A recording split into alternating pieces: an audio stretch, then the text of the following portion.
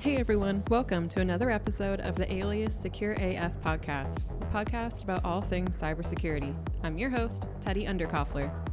Today I'm joined with Robert, Associate Security Engineer, right, Yep. at Alias.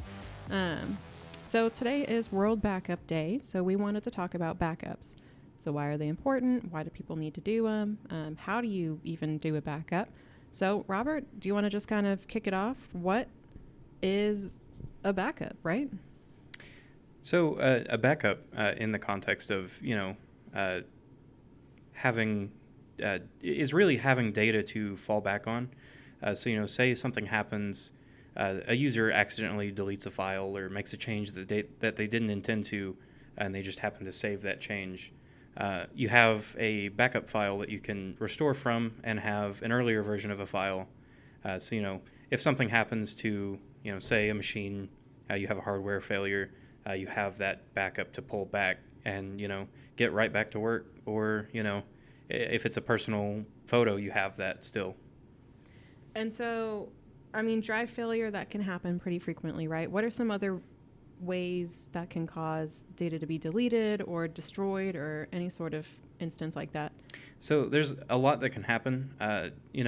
The first thing you think of, like you said, is drive failure, where hard drives are mechanical in nature, and after a certain amount of time, they're more prone to fail and not function properly. There's a lot of ways that data can be destroyed or otherwise disrupted that people don't normally think of, like natural disasters.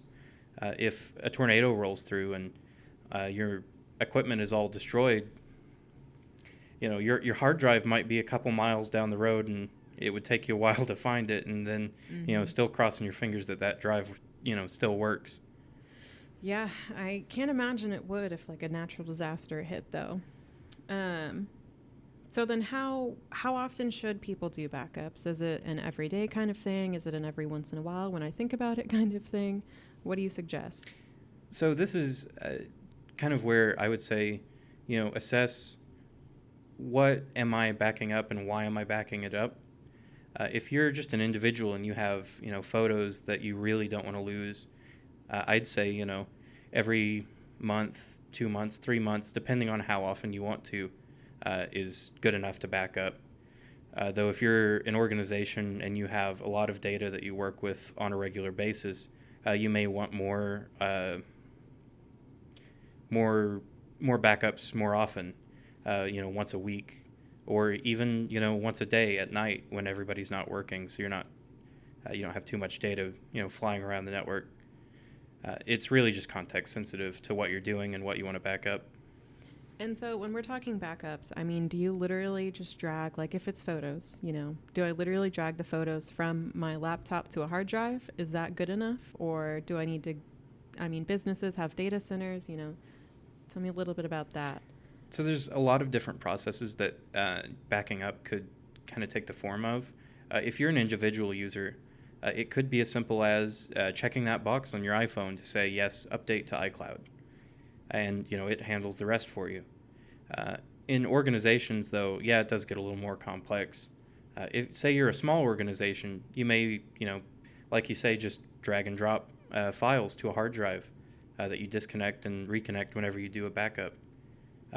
In more large-scale organizations, though, you'll tend to have automated processes that handle it for you.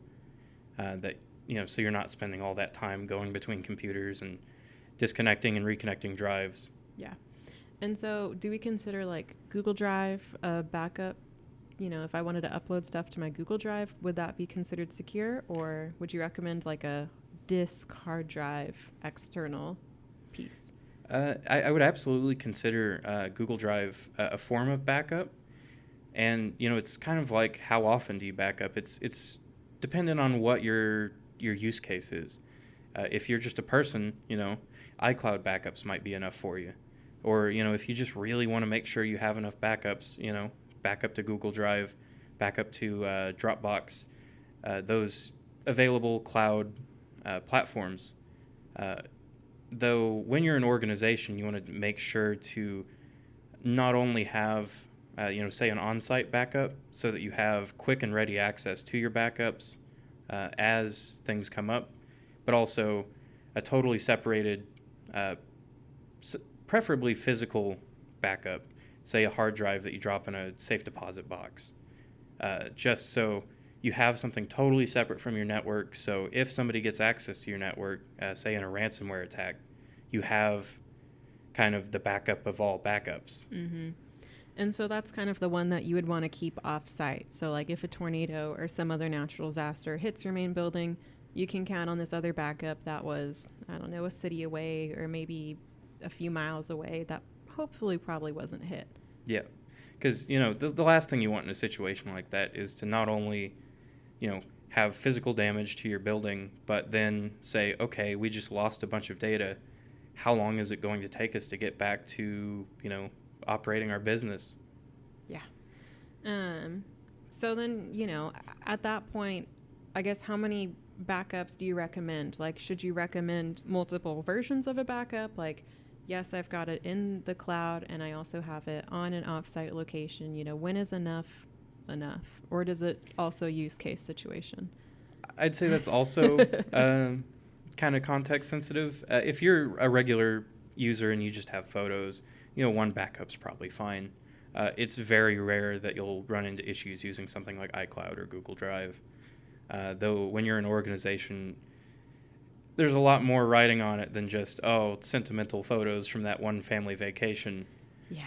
It could be a lot more important stuff that's critical to the business. So the more the better, though it's also important to note that it's not just the quantity of backups, but the method for storing them and how you're keeping them secure. So say you have 3 backups, but they're all on site and they're all connected to your network to run automatically. Well, if your network gets attacked and you face a ransomware attack, say all 3 of those backups are then encrypted and you still don't have anything you can back up to. Mm-hmm. So if information is encrypted or if a hard drive is physically destroyed, is there a way people can recover the data for you?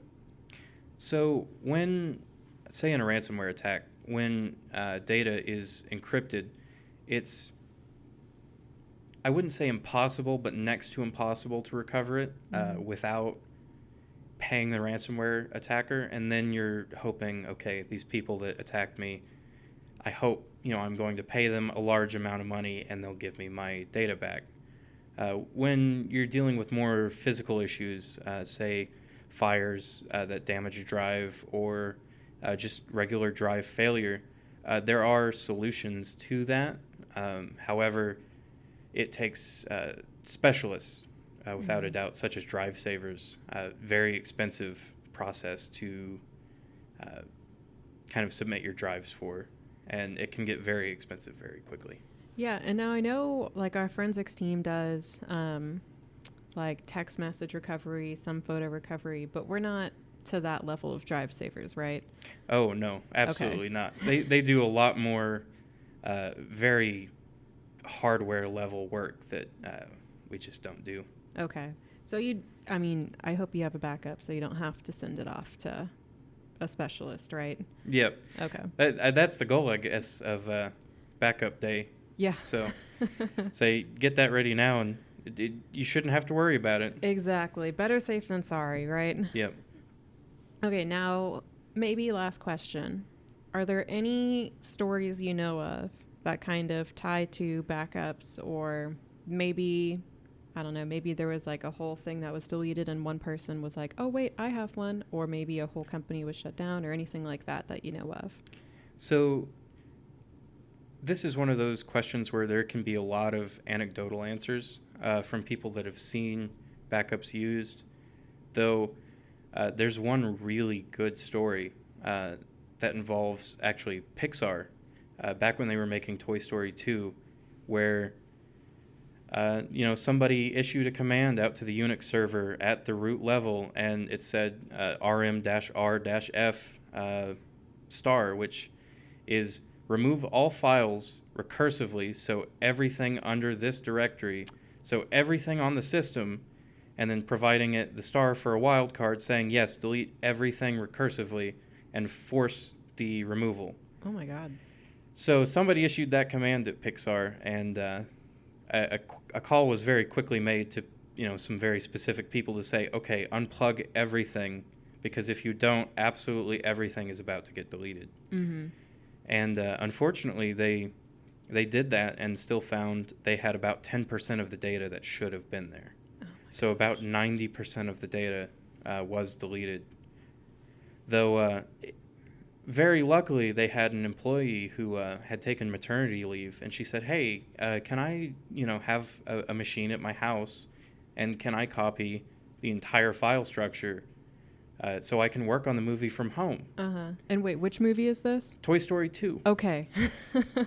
And they discovered that this backup, essentially a backup, existed, and there's comments from some of the people that were involved saying we were strapping that machine in with seat belts and blankets and driving it 30 minutes hoping nothing bad happens and we can get everything going again. Mm-hmm. Oh my gosh, that is stressing me out just thinking about it. Yep. Definitely a stressful situation, especially once they got all the data back and then had to go through the hours and hours long process of verifying all the data and seeing, okay, what did we lose even with this backup? So, I mean, lesson number 1, have a backup. Don't rely on an employee just happening to save it on your computer. Yep. Although it worked out for them. Yep. Awesome. Well, did you have anything else to add for Backup Day? I don't think so. Cool. Well, thank you so much for being on the episode. Thanks for having me.